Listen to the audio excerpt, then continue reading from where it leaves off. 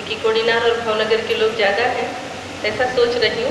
मुझे लगता है आपका सपोर्ट मुझे ज़रूर मिलेगा कि मैं मेरी आधी बात हिंदी में कहूँगी आधे घंटे और आधा घंटा गुजराती में, ताकि वो बहनें जो हिंदी नहीं समझ पाती है या हिंदी समझने में उन्हें कुछ कठिनाई हो तो वो कम से कम गुजराती में ज़रूर समझ सकें। और उन्हें भी ये लगना चाहिए ना कि ध्यान योग हमारा भी है, तो हमारी भी भाषा में बात होती है, उन्हें भी अपना लगना चाहिए। और मैं तो हूँ ही उनकी, मतलब सबकी हूँ, उनकी भी। तो सबसे पहले आज मैं कुछ प्रोटोकॉल्स की बात करना चाहूँगी। कुछ नियम, मुझे ऐसे महसूस हो रहा है कि आजकल स्वामी जी आप लोगों के साथ अधिक और मेरे साथ बहुत ही कम रहते हैं। मुझे कोई शिकायत नहीं है इस बात से। स्वामी जी वैसे 4 महीने में अब की बार 6 दिन सिर्फ मेरे साथ रहे हैं अभी तक।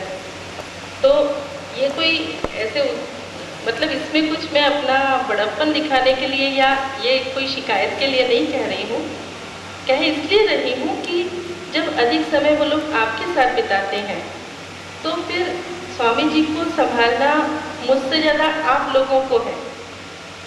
और स्वामी जी का जैसे जैसे ओरा की थिकनेस बढ़ती जा रही है, ओरा बढ़ता जा रहा है दिन ब दिन, तो उनको संभालना उतना ही अधिक ज़रूरी हो गया है। जैसे हम लोग मंदिर में जाते हैं तो स्वच्छ सुंदर मंदिर सबको अच्छा लगता है, तो उस मंदिर को साफ रखना भी तो हम लोगों की जिम्मेदारी है ना।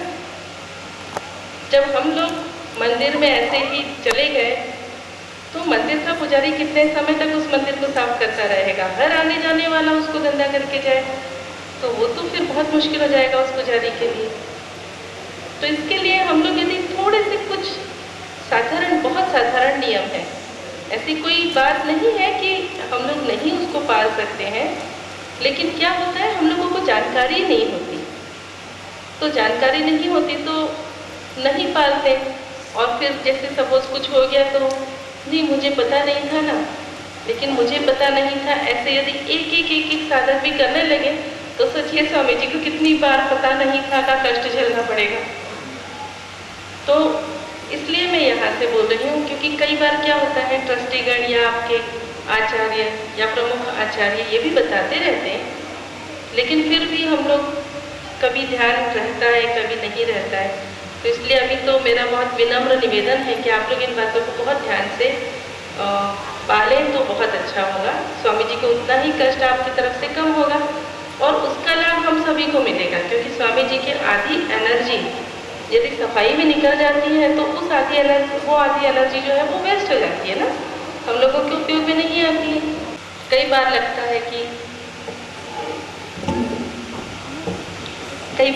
है कि स्वामी जी के पास जाना चाहिए, तो जो दूर से है वो पास से है, कुछ फर्क नहीं है उसमें, लेकिन फिर भी एक अंदर से मोह होता है कि स्वामी जी के नज़दीक जाना है, उनसे बात करनी है। और मज़े की बात ये होती है कि जब स्वामी जी के सामने जाओ तो क्या बात करने आए थे वो भी भूल जाते हैं, तो वहाँ फिर बात जाने से क्या मतलब है जब हम उनसे जाके बात भी नहीं कर पाते। और वैसे भी स्वामी जी जो सूक्ष्म रूप में आपके लिए कर सकते हैं वो स्थूल शरीर द्वारा भी नहीं कर सकते। तो स्थूल शरीर को फिर आप यानी हम सब क्यों कष्ट दें? जब वैसे घर की बात मैं आपको बता रही हूँ कि घर पे भी जब मैं स्कूल से आती हूँ तो आने के बाद थोड़ी देर बैठ करके मेडिटेशन करती हूँ, तब स्वामी जी के पास जाती हूँ। ऐसे नहीं कि आए और सीधे चले गए, क्योंकि मुझे भी मालूम है कि मैं स्कूल में गई, वहाँ इतने सारे लोगों के कांटेक्ट में आई, जाने कितने बच्चे, कितने पेरेंट्स, कितने टीचर्स, कलीग्स, तो कहीं ना कहीं लाख कोशिश करें तो भी थोड़ा तो चित्त जाता ही है, ना भी जा रहा हो तो कोई खींच के आपका चित्त ले जाएगा। तो ऐसी स्थिति में से जब निकल के आते हैं तो शुद्ध नहीं होते हैं, तो ऐसी स्थिति में स्वामी जी के पास जाके उनको परेशान करने से क्या मतलब है? तो नहीं जाती हूँ उनके पास भी। पहले थोड़ी देर ध्यान 15-20 मिनट ध्यान कर लिया, उसके बाद लगा हाँ अभी मन शांत है, अभी ठीक है, स्वामी जी के पास गए। तो घर पे भी जब हम लोग इतना संभालते हैं, बच्चे लोगों को भी कोशिश करती हूँ कि वो लोग भी इसी तरह से करें, वो भी जितना समझ पड़ता है करते ही हैं। तो मेरी यही रिक्वेस्ट आप लोगों से भी है कि स्वामी जी के पास जब आप लोग जाते हैं तो जहाँ तक हो सके 2 बातों का ध्यान रखिए कि निर्विचार स्थिति में जाइए। वहाँ जाके निर्विचार हो जाना अलग बात है, क्योंकि वो तो स्वामी जी ने आपकी सफाई कर दी। लेकिन यदि आप खुद थोड़ी देर मेडिटेशन करके फिर स्वामी जी के पास जाए, बहुत अच्छी बात। अपनी समस्याओं के साथ में स्वामी जी के पास कभी मत जाइए। आपकी कोई भी समस्या हो सकती है, अपनी पर्सनल कोई समस्या हो सकती है, तो उस समस्या के साथ स्वामी जी के पास प्लीज मत जाइए, क्योंकि वो समस्या तो वैसे भी सूक्ष्म शरीर द्वारा आपकी सॉल्व हो सकती है। तो क्या जरूरत है कि हम स्थूल शरीर के पास उस समस्या को लेके पहुंचे। तो आप अपनी किसी प्रॉब्लम के साथ मत जाइए, कुछ विचार करते हुए या चिंतित रहते हुए उनके पास मत जाइए। तो ये सब करके वो कैसे एक लाजवंती का वृक्ष होता है ना, क्या बोलते हैं आप लोग, छुई मुई भी बोलते हैं उसको टच करने से पूरा ऐसे एकदम पत्तियां उसकी बंद हो जाती हैं। तो वैसा है, स्वामी जी को दूर से देखिए, ज्यादा नजदीक जाएंगे वो भी छुई मुई। तो ठीक है कि आप दूर से ही उनके ओरा का लाभ लीजिए। और मतलब 10-1 फीट तक स्वामी जी ने सुबह भी बताया ही था कि 10-1 फीट के ओरा में तो वैसे वहाँ पे भी कोई नहीं आता था, उतने फुट दूर से ही बात करते थे कनाडा में, इंग्लैंड में। तो वैसे ही हमें भी यहाँ पर पालन करना चाहिए उन सब बातों का। चलिए, अब में ये खास बात थी और बाकी इससे कुछ महत्वपूर्ण नहीं था, इतना ही कहना था। बाकी अब मैं अपनी बात शुरू करती हूँ। कई बार क्या होता है, एक मुझे कहानी के साथ बात शुरू करना ज़्यादा अच्छा लगता है। छोटी सी कहानी सुनाती हूँ, कहानी से फिर बताती हूँ कि हम लोग उससे क्या सीख सकते हैं। देखिए, एक परिवार था, परिवार में माता पिता और एक बेटा था, और एक ही बेटा था इसलिए बहुत लाडला बेटा था। तो बेटा बड़ा हो गया, लेकिन माँ के लिए तो छोटा ही होता है। पढ़ लिख गया, नौकरी कर। पिताजी बोलते रहे कि मैं बूढ़ा हो रहा हूँ, तू नौकरी कर, थोड़ा पैसे कमा तो तेरी शादी करूँ। लेकिन लड़का है कि कुछ करने को तैयार नहीं, क्योंकि क्या जरूरत है काम करने की, जब काम किए बिना ही 2 वक्त का खाना मिल रहा है, तो क्या जरूरत है काम करने की। तो कुछ इस बात के लिए वो जागरूक नहीं था, सचेत नहीं था कि मुझे काम करना चाहिए। एक दिन पिताजी को बहुत गुस्सा आया। उन्होंने कहा, देख बेटा, आज तू जा, चाहे मजदूरी कर चाहे जो कर, लेकिन तू पैसे कमा के ला, नहीं तो तुझे खाना नहीं मिलेगा। तो जा तू, और रात से पहले घर मत आना, शाम से पहले घर नहीं आना। तो बेटा गया। माँ का तो दिल ऐसे ऐसे होने लगा, अभी क्या करे। तो माँ ने फटाफट खाना उसको पैक करके दे दिया, ये ले खाने में, और चुपचाप से अपने पल्लू से गांठ छोड़ के 50 रुपए उसको पकड़ा दिए। कोई बात नहीं बेटा, जा अभी जाके किसी बगीचे में आराम करना, शाम को आएगा पिताजी को दे देना 50 रुपए। तो बोला ठीक है। लड़का गया, आराम से जाकर के 50 रुपए में से जाकर के 20 रुपए की पिक्चर देख के आया, खाना वाना खाया, वापस आया, पिताजी को 30 रुपए दिए, लीजिए पिताजी आज कमाए। पिताजी ने गुस्से के मारे उस पैसे लिए और पुराने समय में चूल्हा होता था ना, लकड़ी जलाते थे, उसमें से फेंक दिया। लड़के ने कुछ नहीं बोला, फेंकना है तो फेंको, मुझे क्या करना है। फिर दूसरा दिन, जाओ तो कमा करके आओ। तब अभी माँ भी कितने दिनों तक दे, 2 दिन 4 दिन तक तो माता देती रही पैसे। फिर माता के पास के भी पैसे खत्म हो गए, माँ भी क्या करे। तो बोली बेटा, अब तो मेरे पास पैसे खत्म है, अब तू देख ले, तू तेरा कमा के ला। उस दिन फिर बेटे को लगा कि अब तो कमाना पड़ेगा, नहीं तो पिताजी घर में नहीं घुसने देंगे मुझे।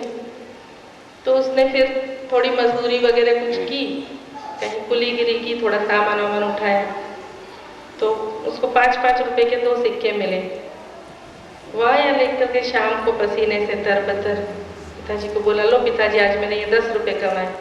पिताजी ने रोज की तरह लिए और वो चूल्हे में डाले। जैसे उन्होंने चूल्हे में डाले, वो लड़के ने एकदम से हाथ डाल करके ऐसे लकड़ी से निकाले वो सिक्के। क्या पिताजी, आपने इतनी मेहनत से कमाए हुए मेरे पैसे चूल्हे में फेंके? तो बोले, आज तूने पहली बार मेहनत से कमाए, इतने दिनों से तूने मेहनत से कमाए होते तो तुझे उसकी कद्र रहती। तो इतने दिन से माँ दे रही थी, इसीलिए चूल्हे में जा रहे थे। मुझे मालूम था किसी ना किसी दिन तुझे खुद कमाना पड़ेगा, तभी तुझे उसकी कद्र आएगी। ठीक उसी तरह से स्वामी जी जब तक हमारा क्लेंसिंग कर देते हैं, हमारी सफाई कर देते हैं, तो हमें उसको समझ में नहीं आता है कि स्वामी जी को इसके बदले कितना कष्ट होता होगा। लेकिन जब हम खुद अपनी सफाई, अपने कैचेस, अपने जो भी नेगेटिव वाइब्रेशंस है वो जब क्लियर करने जाते हैं, तो उसमें कितना समय जाता है इसकी आपको कल्पना नहीं है। एक बार का ऐसे ही मेरा अपना अनुभव, क्योंकि मैं भी ऐसी थी, पहले भी बता चुकी हूँ कि स्कूल जाती थी, बहुत पहले की बता रही हूँ, जा करके वापस आती थी, स्वामी जी अक्सर पूछते थे, जब भी घर पे होते थे तो पूछते थे कहाँ डुबकी लगा के आई, और फिर पूरा पूछते थे दिन भर में क्या हुआ क्या हुआ क्या हुआ। फिर बोलते थे देख इतने लोगों में तूने चित्त डाला, और रोज कर देते थे क्लियर। फिर एक दिन स्वामी जी को लगा कि अरे इसको तो ऐसे ही क्लियर कर देता हूँ, इसको कुछ वैल्यू ही नहीं है, उसकी कदर ही नहीं है कि मुझे क्या तकलीफ होती है। तो एक दिन आई तो स्कूल में गई, तब तक कुछ भी नहीं था, नॉर्मल बिल्कुल, पता नहीं किसमें चित्त गया क्या हुआ, लेकिन सडनली पूरे मुंह में, गले में से अंदर से छाले पड़ जाते ना, ऐसे कुछ भी खाते पीते में तकलीफ हो रही थी, एकदम कैसे हो गया पता नहीं।